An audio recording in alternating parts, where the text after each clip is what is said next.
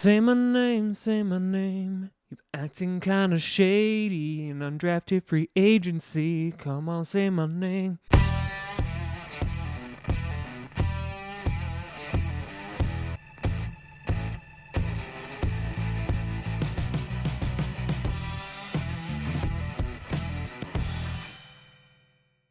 Grossi Posse Packers!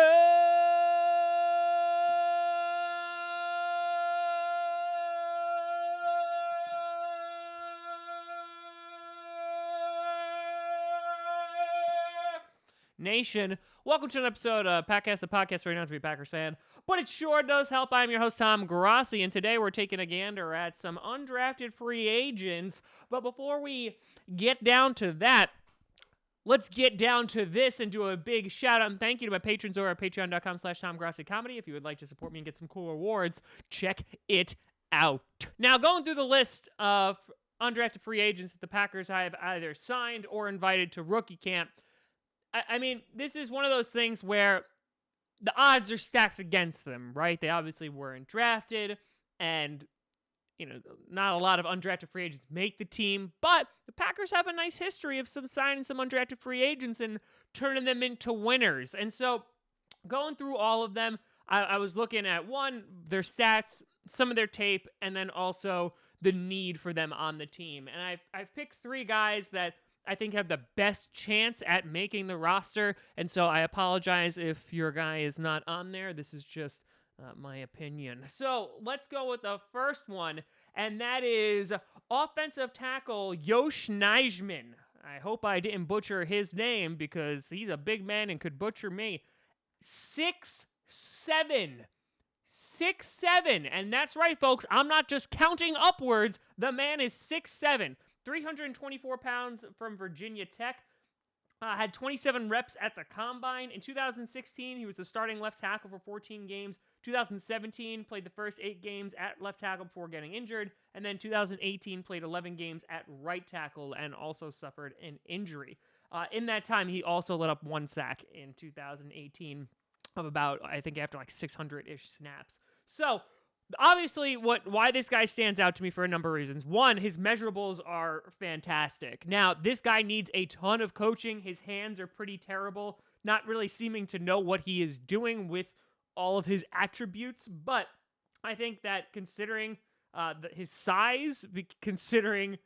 it's just his size. I think he would be a great project to potentially work on. And obviously, I think you can never have too many good offensive linemen. This provides some depth at the position as well. And I think he could potentially make the team. Now, there are some issues when it comes to injuries. In the last 2 seasons, he has been injured. But, I mean, we take a shot on him and we see what happens. Moving on to the second guy I think the Packers can wind up signing, and that's Patrick Ebby, the long snapper from Columbia.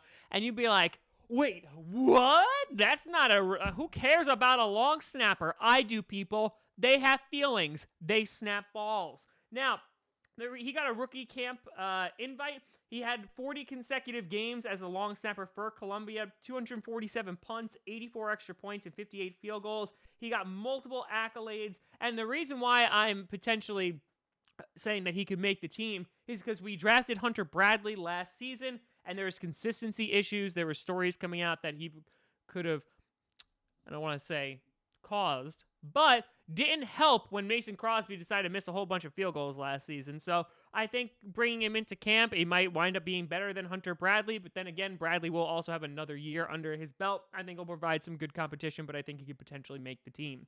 And then finally, there's only 3 of them. Sorry. And that is Nate Brooks, the cornerback out of North Texas. Now, he's a super undersized guy sitting at 5'11", but I love how aggressive he is. 135 solo tackles in his career, 48 of those in 2018, 10 interceptions, 6 of those in 2018, and 19 passes defended, 10 of those in 2018.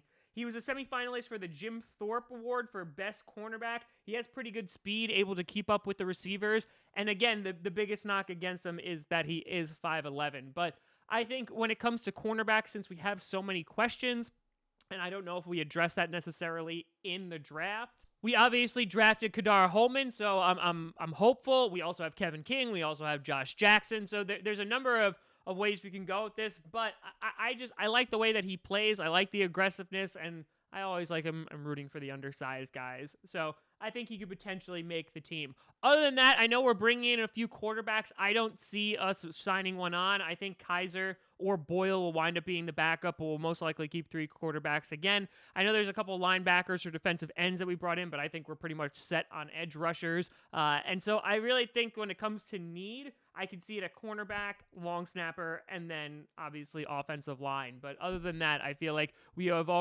secured a lot of depth during this draft, so I don't see us going crazy signing some guys. But who knows? There may be an undrafted free agent that just pops, right? That just really kind of is like, hey, you need to sign me because I'm really, really good. That went under the radar, and that usually happens, at least for a couple teams during the offseason. So we shall see. But let me know what you think down in the comments below. Let me see if you got your eye on anybody in particular, and let me know. You can always find me at TomGrossiComedy.com, TOMGROSI Comedy, at TomGrossiComedy on all the social media you see down below. Check out podcasts on SoundCloud, iTunes, Google Play Music, and of course here on YouTube. But thank you so much for watching. I'm Tom Grossi, and as always, go Pack Go.